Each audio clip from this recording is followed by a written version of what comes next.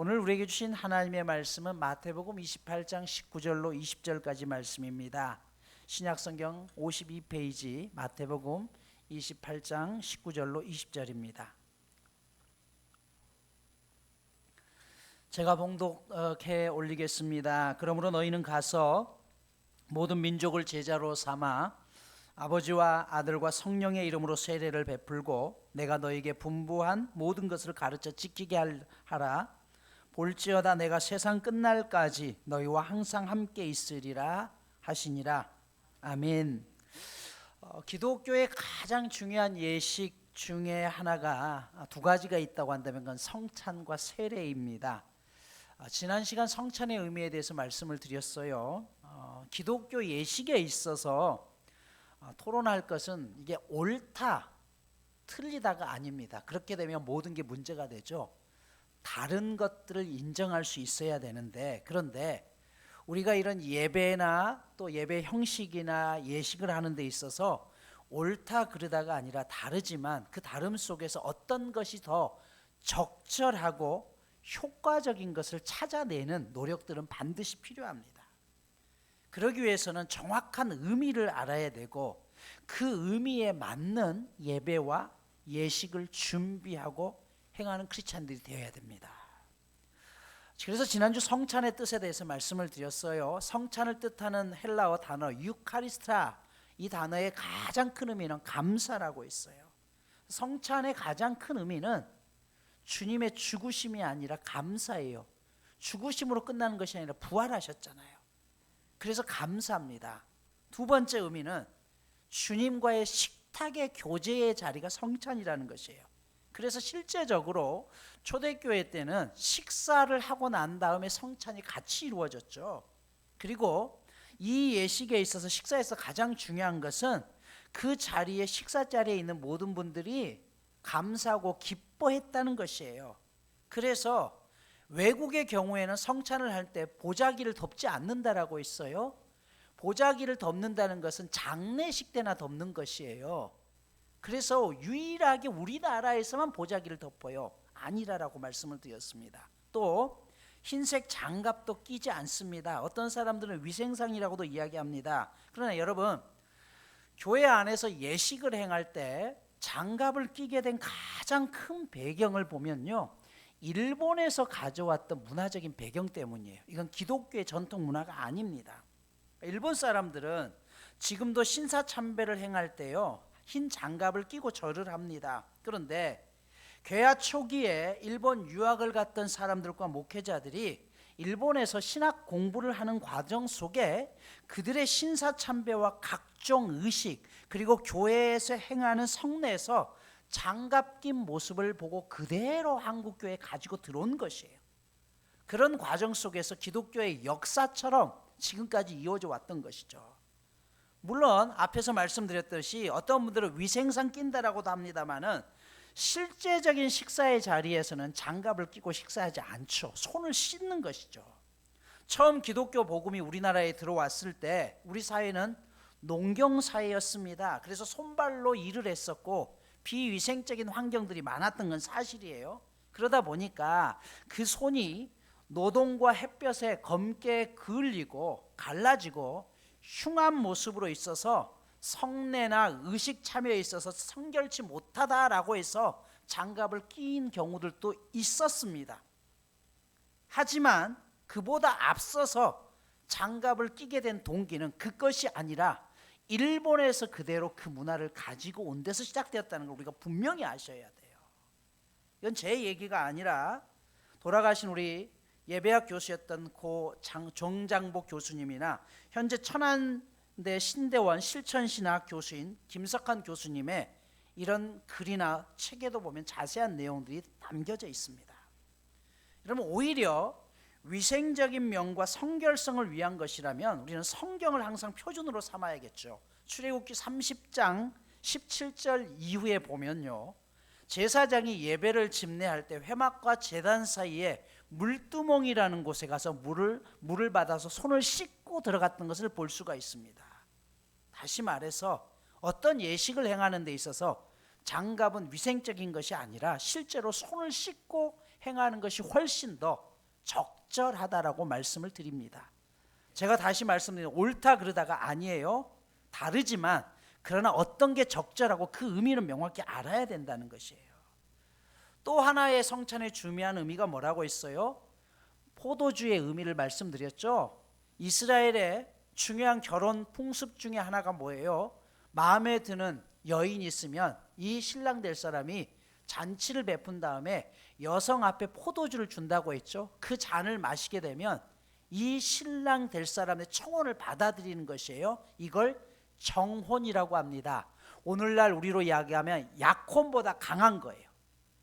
결혼은 하지 않았지만 약혼보다 강한 모습으로. 그래서 요셉과 마리아가 정혼했다는 것은 결혼은 하지 않았지만 신랑 신부가 되기로 이미 결정이 된 상황을 이야기하는 것이죠. 그러면 그 정혼이 이루어지면 신랑은 신부와 함께 살 집을 구하러 가는 것이에요.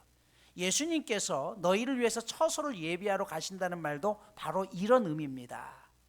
즉 성찬을 행할 때 주님이 우리 가운데 식탁의 교제를 베푸시지만 앞에 잔을 들고 포도주를 드는 것은 내가 그 잔을 마시는 순간 주님이 신랑 되시고 내가 신부로서 주님의 초청에 그 혼인의 초청을 받고 내가 응답하는 것이에요.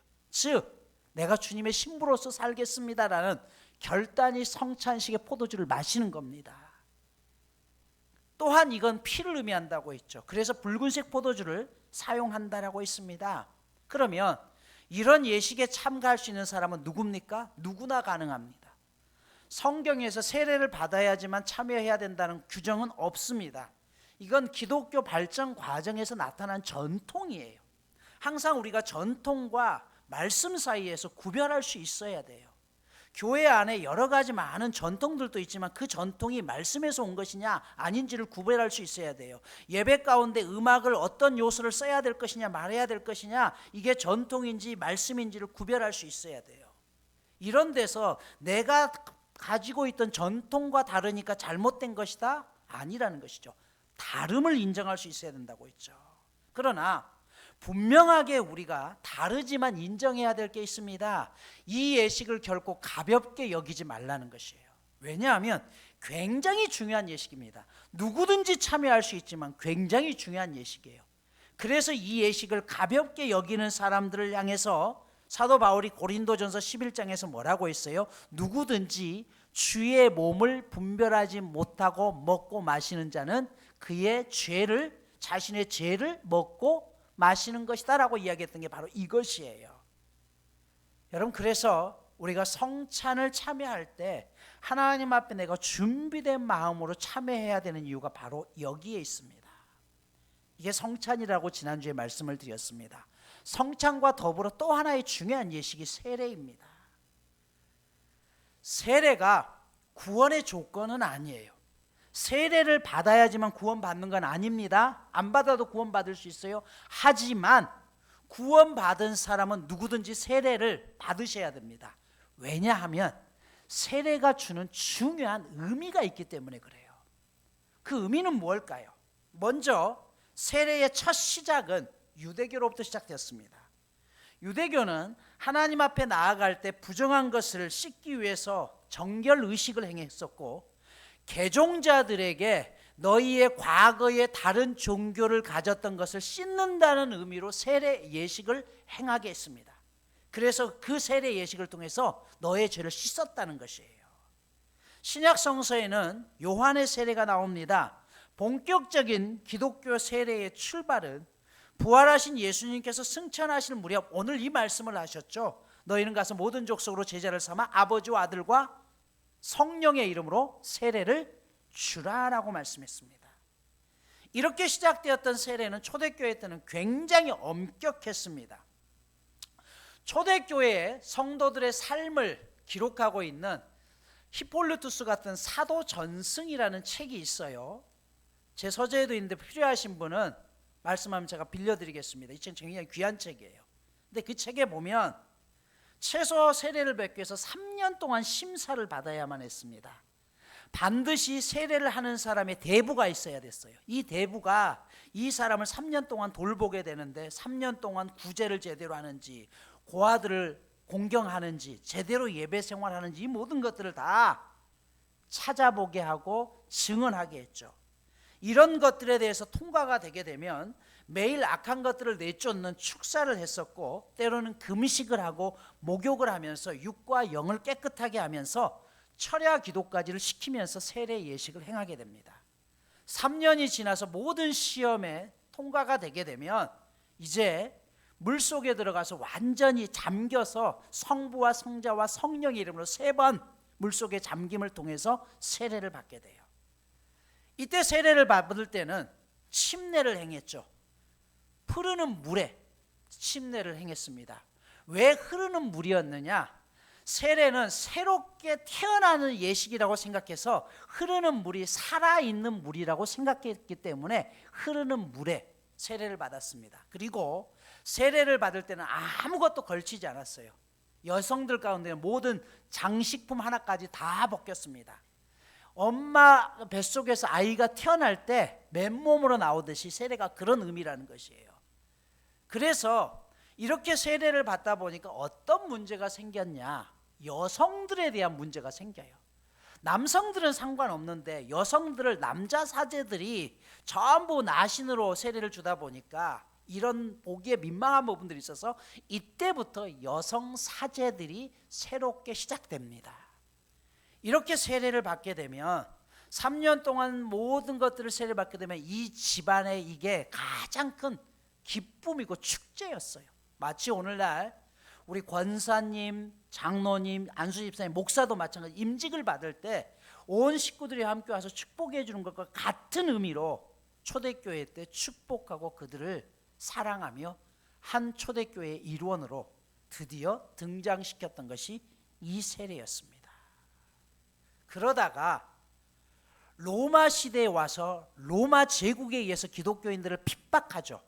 그래서 이들이 살기 위해서 어떻게 가요? 동굴 속으로 들어가잖아요. 동굴 속으로 들어가면서부터 3년 제도가 없어졌어요. 또 흐르는 물 속에 잠기는 것도 없어졌어요. 왜? 환경적인 영향 때문에.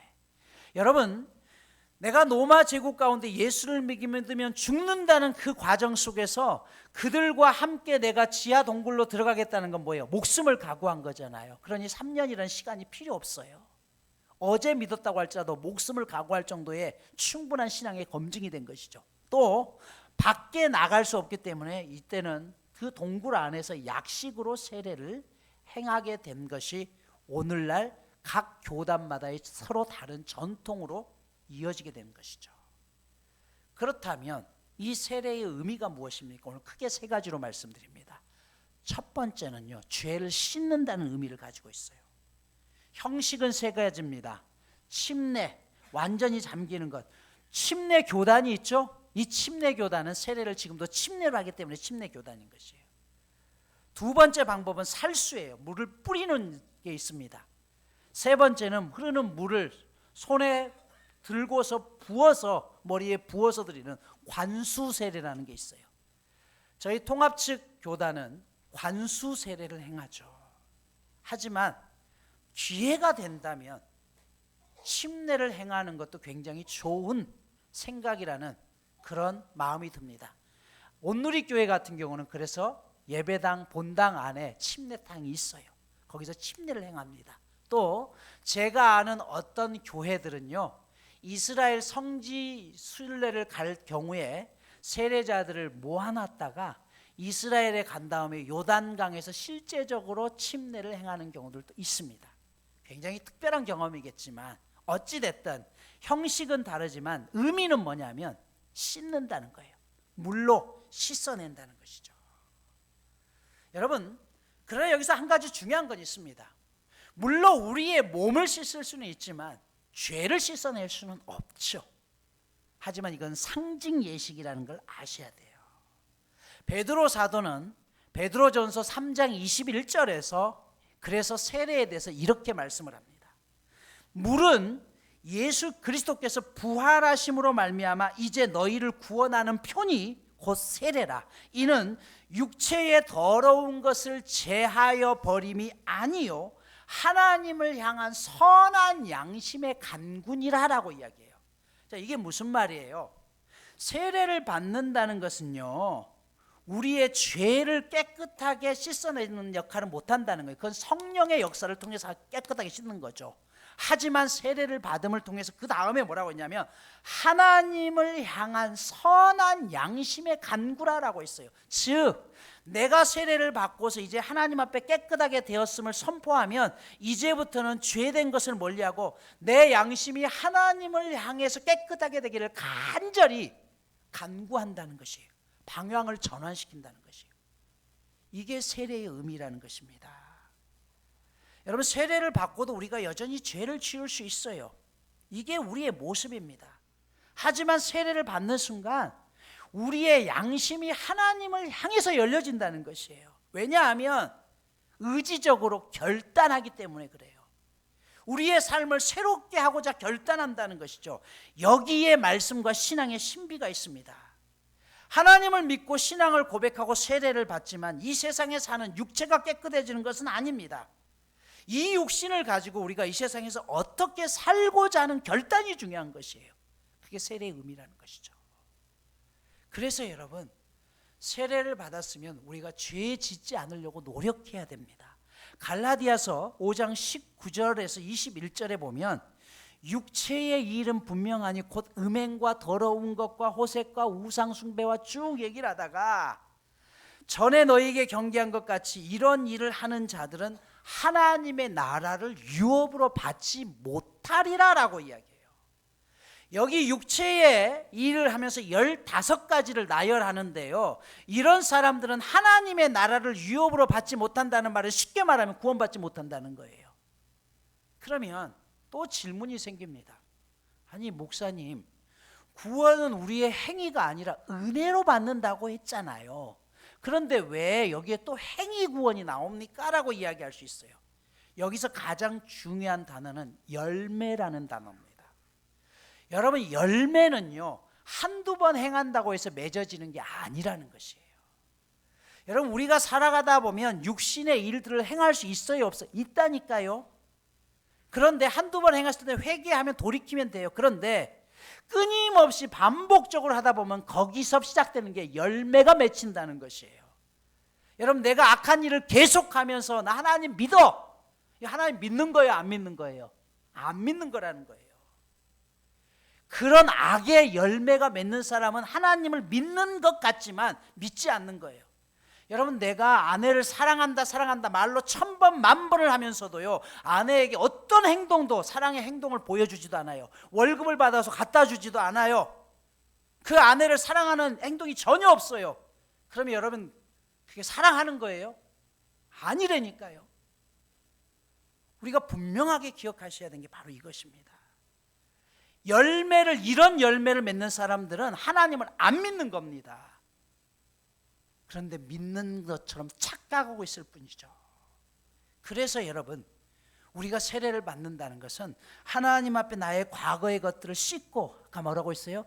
내가 하나님을 향해서 선한 양심을 가지고 하나님을 향해서 내 삶의 목표를 바꾸기로 결단할 때 선의 열매가 맺혀진다는 것입니다. 두 번째로 세례의 의미는요 연합입니다. 로마서 6장 3절은 이렇게 말씀해요. 무릇 그리스도 예수와 합하여 세례를 받은 우리는 그의 죽으심과 합하여 세례 받은 줄을 알지 못하느냐. 그러므로 우리가 그의 죽으심과 합하여 세례를 받음으로 그와 함께 장사되었나니 이는 아버지의 영광으로 말미암아 그리스도를 죽은 자 가운데서 살리심과 같이 우리로 또한 새 생명 가운데 행하게 하려 함이니라. 만일 우리가 그의 죽으심을 본받아 연합한 자가 되었으면 또한 그의 부활을 본받아 연합한 자가 되리라. 연합되었다는 것은 하나로 붙어 있다는 것이에요. 세례를 받는다는 건 예수님과 내가 한 몸이라는 거예요. 그래서 예수님이 십자가에 죽으실 때 나도 죽었다는 것이에요. 예수님이 부활하실 때 뭐요? 나도 부활했다는 뜻이에요. 스캇 솔즈가 쓴 그의 책 예수님처럼 친구가 되어주라 라는 책에 보면 조니 에릭슨 타다라는 한 여인에 대한 이야기가 나와요. 이 타다는 그의 나이 17살에 불의의 사고를 당해서 온몸이 마비되는 그런 어려움을 겪게 되죠. 허리 아래로 완전 하반신 마비가 돼요. 설상가상으로 그런 과정 속에서 유방암 3기 판정까지 받으면서 정말 삶을 치열하게 살아야만 했습니다. 그런데 그 지독한 고통 속에서 이 여인은 이렇게 고백하죠. 이 다음에 내가 천국에 가면 이 휠체어를 천국에 가져다 놓고 싶다. 가져가서 한 구석에 놓고 싶다. 그런 다음에 완벽하게 영화로운 새 몸을 입고 영화로운 새 다리로 구주 옆에 서리라. 그리고 말하리라. 주님, 저 휠체어 보이세요? 이 세상에서 고난 받을 거라고 하셨는데 정말 주님 저 힘들었어요. 그런데 제가 약해질 때마다 주님을 더욱 의지할 수밖에 없었어요. 그래서 당신께 더 기댈 수밖에 없었어요. 당신이 저 휠체어라는 복을 내게 주시지 않았더라고 한다면 그것을 절대 깨닫지 못했을 거예요. 여러분, 이 여인의 고백이 뭐예요? 자신의 삶이 너무 힘들었어요. 하반신 마비를 당한 것도 너무 억울해서 죽을 지경인데 암까지. 그런데 그래서 너무 힘들고 어려워서 밤마다 하나님 앞에 눈물로 기도했다는 거예요. 하나님이 계시지 않으면 난 살 수가 없어요. 그래서 그 휠체어를 천국에 갖다 놓고 나를 하나님과 더 가까이 하게 했던 그 시간들을 기억하고 싶다는 것이에요. 여러분, 우리가 고난을 받기 위해 기도할 필요는 없습니다. 고난을 달라고 기도할 이유는 없어요. 하지만 고난이 하나님을 더욱 의지하게 하는 통로가 될 수는 있어요. 고하영조 목사님이 그래서 이런 말씀을 하셨죠. 고난은 파도와 같다. 파도는 멈추지 않고 계속해서 다가온다. 당신의 인생에 고난이 올 때 휩쓸리지 말고 이겨내라. 그러면 파도를 타는 스포츠가 될 것이다 라고 이야기해요. 주님과 함께 연합되어 있으면 그 고난이 파도를 타낼 수 있는 능력이 생긴다는 것이에요. 지난주 목요일 새벽에 새벽 기도를 진행하는데 그날따라 하나님께서 참 저에게 안타까움과 감사의 마음과 복잡한 마음을 주셨어요. 새벽에 기도하는 사람들의 멤버가 거의 바뀌었어요. 새로운 멤버들로 바뀌면서 또 한 청년은 엄마가 없어서 새벽 반주를 위해서 혼자 와가지고 이렇게 반주를 하고 또 여기저기 기도하시는 분들을 보는데 사실 너무 피곤한 상황인데 하나님 앞에 기도하지 않고는 견딜 수 없는 심령이라는 생각이 들면서 기도하는 그 모습이 먼저는 제 마음을 울렸어요. 그리고 요즘 여러 가정들 가운데서 가정에 힘이 드는 그 가정들을 생각하는데 너무 하나님 앞에 마음이 찢어지고 마음이 아팠습니다. 하나님, 저렇게 힘들고 어려운 과정 속에서도 새벽을 깨워서 기도하면서 또 포기하지 않고 그렇게 살아가는 저들을 위해서 제가 할 수 있는 게 뭐가 있을까요? 저들도 저렇게 치열하게 살아내는데 목회자가 뭘 위해 할 수 있을까요? 그러면서 하나님 앞에 하나님, 목회를 하는 데 있어서 저들이 정말 바라는 그런 쉬운 목회가 아니라 하나님 앞에 다시 더 매달리고 그래서 저들을 하나님과 연결할 수 있는 통로가 될 수 있도록 저를 사용해 주십시오. 그런 기도를 드리고 아침에 출근해서 제 책상에서 처음으로 읽었던 책이 우리 이찬수 목사님의 이런 책이었어요. 안 보이네요 갑자기. 오늘 새롭게 살 수 있는 이유라는 책인데 그 책의 첫 페이지를 넘기는데 이런 글이 있었어요. 나는 악한 세상에서 나만 슬픔과 괴로움을 피해 다니는 고통의 무풍지대를 원하지 않는다. 소나기가 막 쏟아지는데 나만 비 한 방울 안 맞겠다는 것 억지 아닌가? 예수 믿는다고 세상의 폭우를 피해갈 수 없다. 때로는 최악의 폭우가 쏟아지는 세상 속에서 상처받기도 하고 때로는 낙심하고 때로는 마음이 무너지기도 한다. 때로는 사탄의 공격으로 내 기쁨의 샘이 고갈되어 메마른 심령이 될 때도 많다. 하지만 내가 감사하는 것은 그런 고갈의 상태가 오래가지 않는다는 사실이다. 하나님께서 매 순간 새로운 기쁨으로 다가오시기 때문이다. 그래서 매일 충만한 기쁨과 새로운 감격으로 오늘을 살아갈 수 있다. 이찬수 목사님의 자신의 고백이었어요. 여러분, 우리가 이 세상을 살면서 살아갈 수 있는 이유는 매일 소나기가 우리 가운데 쏟아 부어지고 때로는 보이지 않는 그런 아픔들이 있지만 그 순간 주님과 연결되어 있음을 믿기 때문에 내 힘이 아닌 하나님의 힘으로 살아갈 수 있는 것입니다. 그래서 세례는요, 주님 앞에 충전을 받는 거예요. 다 방전됐다가 쓰러졌을 때 하나님 앞에 나아가기만 하면 하나님이 나를 충전시키고 다시 시작해야 하는 하나님과 연합인 거죠. 그 하나님과 떨어지지 마십시오. 마지막으로 세례의 의미는요, 교회 앞에서 공개적으로 나의 신앙을 고백하는 것입니다. 믿음은 마음으로 끝나는 것이 아니라 우리가 입술로 고백함으로 확증이 생기는 것이에요. 로마서 10장에서는 그렇게 해서 말씀하죠. 사람이 마음으로 믿어 의에 이르고 입으로 시인하여 구원에 이르니라. 여러분, 내가 왜 말로 선포하는 것이에요? 그냥 내 속으로 끝나버리면 그것이 끝나버리지만 선포함을 통해서 내가 지켜내고자 하는 열망이 생기는 것이에요. 그래서 초대교회 때는요, 공개적으로 세례를 받는다는 것은 그 공동체 안에 소속이 되는 것이고, 오늘 교회 안에서도 여러분들이 직분을 받을 때 가장 중요하게 여기는 게 세례 받은 지 몇 년이 지났는지를 따지는 것입니다. 오늘 말씀을 마무리합니다. 기독교의 가장 중요한 예식은 성찬과 세례입니다. 세례가 구원의 조건은 아니지만 구원받은 사람들은 반드시 받아야 되는 이유는 그 의미 때문이라고 말씀을 드렸어요. 첫 번째 의미는요, 죄를 씻어낸다는 것이에요.